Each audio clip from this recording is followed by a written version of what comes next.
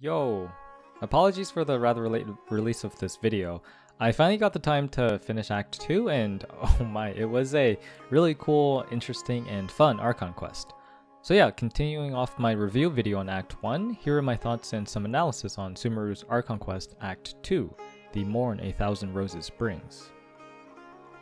What I like is that this act is pretty self-contained, and while it has information and events related to the greater world, this act can be pretty much summarized as Dunyarzad's story, where we try to help her use her limited time to try and celebrate the Sabzeruz Festival and to see Nilou's Dance of Sabzeruz. In fact, this quest is so immersive, if we try to leave Sumeru City, the game literally prompts us to stay and finish the entirety of the quest. We also can't change the time during the quest as well, so I think it could be a sign that the writers just wanted to encourage players to get the best experience by going through the quest all at once. Despite the plot being self-contained, we do get a ton of lore drops and reveals that do shake up the story and sets up even more of what's to come in future Archon quests, which I'll talk about later in this video. Let's talk about the traditions of the Sabzeruz Festival. One of them is a food stand with vegetarian options from the Haftamewa feast, which usually has 7 options to represent the 7 virtues of the Dendro Archon. I think this is a reference to the real-life version of Haftamewa, which means 7 fruits in Persian. In Afghanistan tradition, it's usually prepared for the Nowruz, the New Year in Afghanistan. I think this ties back to the Sabzeruz Festival because Kusanali's birthday could be interpreted as a new year for her followers. I'd love to know exactly what the 7 virtues of the Dendro Archon are. I don't think they stated any of them during the quest, but maybe some of them can be found through exploring Sumeru or in a book somewhere? The next tradition is alchemical divination, which made me think of a mix of Albedo's and Mona's work. The tradition seems like it's a way of trying to tell what someone's fate is by receiving information from them. Kusanali originally created this, which is pretty cool. She believes everything is interconnected, which goes in line with the themes of Sumeru so far, including consciousness and the connection of everything to the Irminsul. When the traveler gets their transmutation back, it's the moon, representing illusions and lies. This is both a reference to this overall Sabzeruz Festival, as well as to Kusanali herself, which I'll talk about later when we meet Nahida.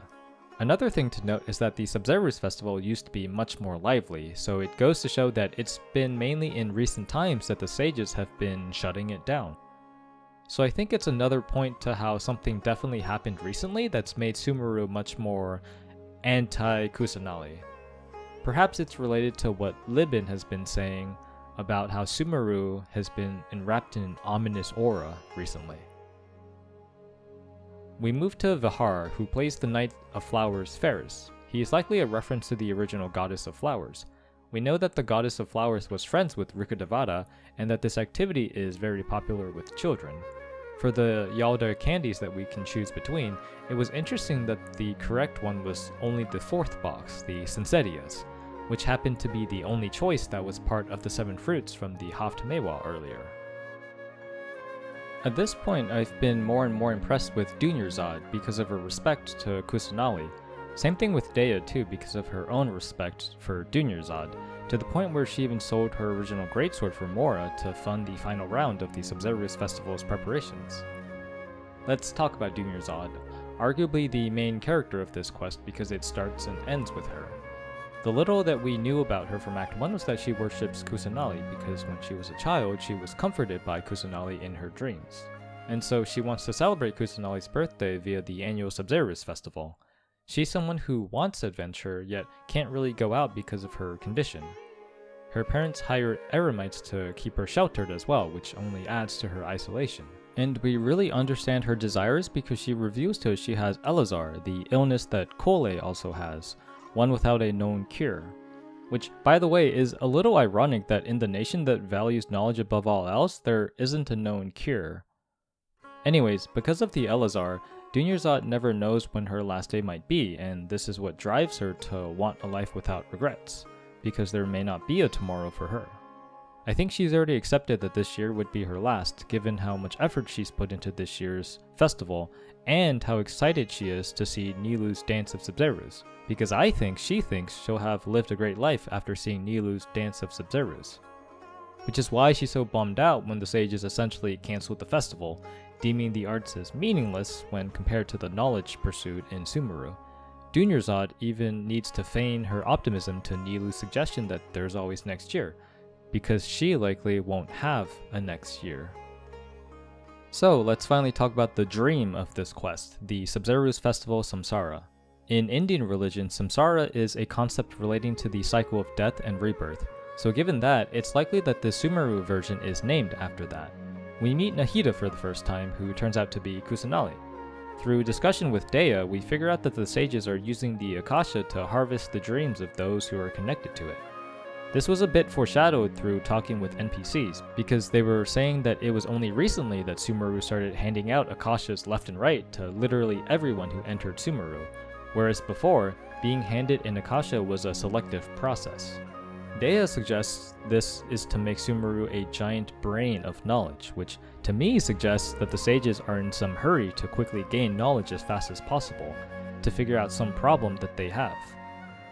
I personally still think it's related to trying to revive Rukkhadevata, mirroring al-Akmar's desire to revive the Scarlet King. Regardless of what it may be, there must be a sense of urgency to what they're doing because of how sudden this large-scale operation came about, as well as the questionable morality of it. The sages will likely be punished for tampering with the dreams of others. I think something to note is that this operation is only possible because of the Akasha being powered by the Gnosis, where the power of the Dendro Archon gives powers relating to dreams. Which gives some perspective into how powerful a Gnosis is. If it's able to cause a massive operation like this, just imagine what is possible when the Harbingers eventually get their hands on all 7 Gnosis.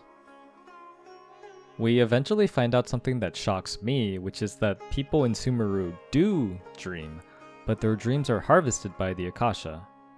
This was an interesting plot twist to me because of how emphasized it was that adults in Sumeru don't dream.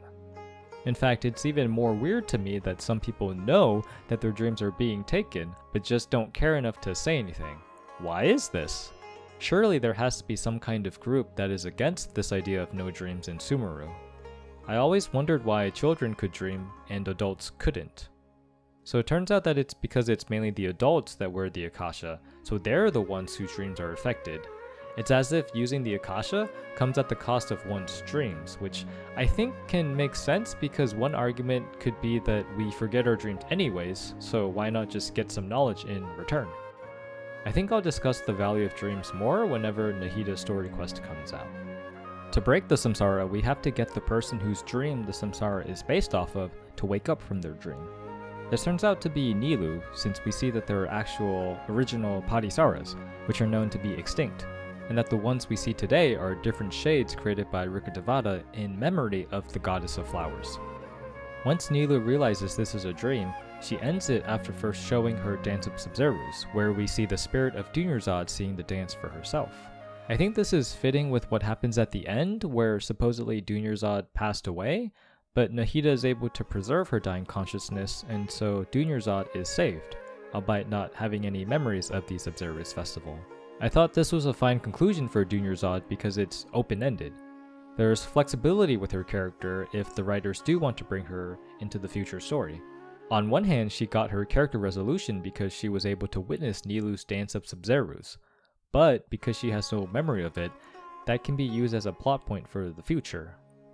Regardless, I liked where the writers went with her character, and I'm glad that at the very least, she was happy to see Nilou's dance. I also want to talk about Nahida/Kusanali a bit because we do learn a bit about her. I'm sure she'll get more involvement in the future Archon quests, as well as a separate story quest in a future update when she's a playable character, so I'll save a dedicated Nahida video for when that time arrives. But in a nutshell, this Act 2 confirms some of my thoughts in my initial Sumeru 3.0 pre-analysis video, where I think that Nahida shows many signs of imposter syndrome, feeling inadequate of living up to being the Dendro Archon. When asked who she really is, she describes herself as the moon, which from the alchemical divination earlier, which she herself created, the moon represents illusions and lies, which is a pretty inferior way to describe oneself. She also doesn't feel adequate enough to govern Sumeru, feeling that she can't match how the academia are governing Sumeru. She equates her existence as only having value if seen by others, and if we think about how she's used to being alone all the time, well, that should show that she finds her own existence meaningless most of the time. But that said, she does show signs of optimism. For example, she was encouraging the traveler in Paimon to not stress over problems that will come. She doesn't want people to worry that problems will eventually come, that it's better to have a clear mind when tackling challenges. And likely most importantly is that she's really doing her best to be a good Archon for her people. She occasionally visits children who are lost in their dreams to give them optimism and hope, just like how she gave to a young Dunyarzad. She also disapproves of the sages manipulating the dreams of the people and wants to stop them from doing these things. She finds value in dreams due to their fantastical, romantic, and pleasant natures, and so I'm positive that by the end of Sumeru's Archon quest, Kusanali will be recognized by the people, and the people will also recognize the value and importance of dreams. Overall, I like her character, and I'm looking forward to seeing how the people of Sumeru recognize her, and Nahida acknowledging herself. So that was pretty much Act 2. It was its own self-contained story for the most part. We were able to celebrate the Sabzeruz Festival, albeit many times, and Dunyarzad was able to witness Nilou's Dance of Sabzeruz, a warm happy birthday to Kusanali. We found out about the truth behind the Akasha devices and dreams in Sumeru. A stage is now set for an eventual confrontation with the academia around the ideas of knowledge, dreams, and the connection between Rukkhadevata, Kusanali, and the Irminsul. We end the quest being able to ask Nahida many questions, and we get tons of lore drops. She confirms that Rukkhadevata is the one who said, "World, forget me," and just like us, even Nahida is unsure why she said this. This sets up trying to decipher the secrets of Irminsul, with the traveler helping Nahida because they weren't affected by the contaminated Irminsul. Catherine is a bionic Snezhnayan puppet, which confirms a lot of people's theories, and also explains Catherine's robotic tendencies like saying error and rebooting. Surely this is related to the Harbinger Marionette, who Child describes as being very into the research of automatons. Maybe Catherine is one of Marionette's puppets?